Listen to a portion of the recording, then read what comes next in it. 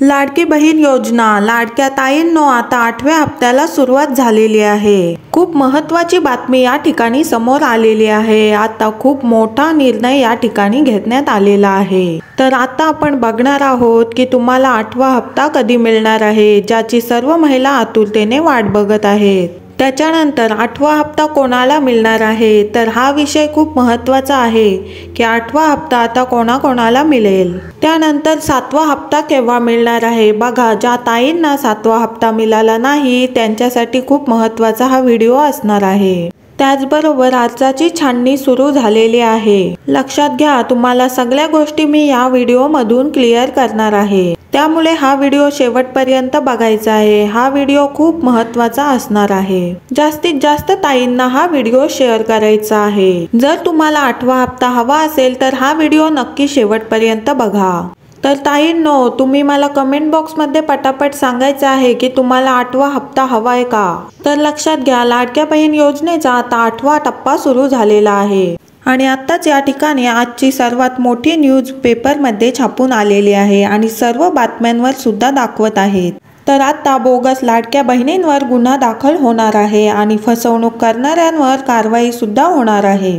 तर बघा, या गोष्टी मी तुम्हाला अगोदर पण सांगितल्या होत्या। तर त्या ठिकाणी सर्व लाडक्या बहिणींच्या अर्जाची छाननी आता सुरू झालेली आहे आणि 8वा हप्ता येण्यापूर्वी सगळ्या बहिणींच्या अर्ज पुन्हा एकदा चेक केले जाणार आहेत। भलेही 2.5 कोटी अर्ज चेक नाही होणार, पण अशा काही संशयित महिला आहेत त्यांचे अर्ज 100% चेक होणार।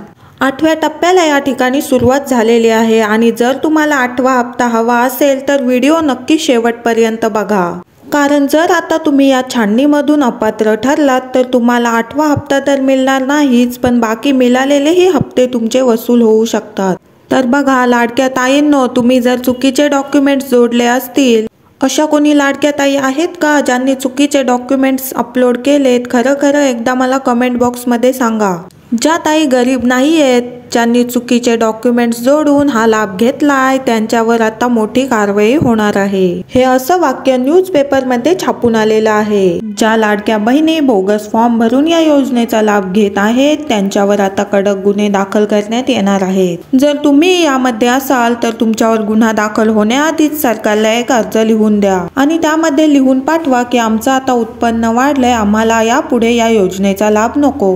आणि आत्ताच या ठिकाणी खूप मोठी बातमी समोर आलेली आहे की फक्त लातूर जिल्ह्यातून 25,000 अर्ज फेर तपासणीमधून बाद करण्यात आलेले आहेत। तर सर्व लाडक्या ताईंनी मला कमेंट बॉक्समध्ये तुमचं नाव आणि जिल्हा लिहून पाठवायचं आहे, कारण आता लातूर नंतर कोणत्या जिल्ह्याची फेर तपासणी सुरू होईल हे मी तुम्हाला सांगू शकेन। बघा, मी तुम्हाला मागच्या व्हिडिओमध्ये पण सांगितलं होतं की अर्जाची छाननी 100% होणार।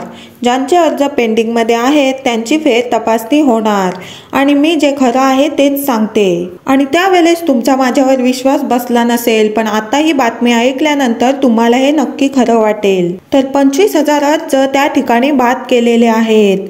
25,000 एका जिल्ह्यामध्ये। आता प्रत्येक जिल्ह्याची आकडेवारी त्या ठिकाणी समोर येणार आहे। त्यामुळे लाडक्या ताईंनो, एक छोटा प्रश्न मी तुम्हाला विचारत आहे, तर तुम्ही मला कमेंट बॉक्समध्ये तुमचं नाव सांगा, तुमचा जिल्हा सांगा आणि तुम्ही खरंच या योजनेसाठी पात्र आहात का नाही ते सांगा। तर पटापट मला सर्वांनी कमेंटमध्ये सांगायचं आहे। आणि जर तुम्ही योग्य प्रकारे फॉर्म भरला असेल, खरे सर्व डॉक्युमेंट्स अपलोड केले असतील तर 100% मी तुम्हाला सांगते, काळजी करू नका आणि कोणत्याही अफवांवर विश्वास ठेवू नका, तुमचा अर्ज बाद होणार नाही। आणि ज्या महिलांनी चुकीचे डॉक्युमेंट जोडले असतील त्यांनी मला कमेंट बॉक्समध्ये सांगा, अर्ज परत कसा घ्यायचा हे मी तुम्हाला सांगणार आहे, जेणेकरून तुमच्यावर कोणतीही कारवाई होणार नाही। त्यामुळे पटापट मला सर्वांनी कमेंट करून सांगा आणि हा व्हिडिओ आवडला असेल तर व्हिडिओला एक लाईक नक्की करा। जर चॅनलवर तुम्ही नवीन असाल तर चॅनलला सबस्क्राईब करायला अजिबात विसरू नका आणि हा व्हिडिओ जास्तीत जास्त महिलांपर्यंत शेअर करा। भेटूया पुढच्या एका नवीन व्हिडिओमध्ये अशाच एका नवीन अपडेटसह। तोपर्यंत धन्यवाद।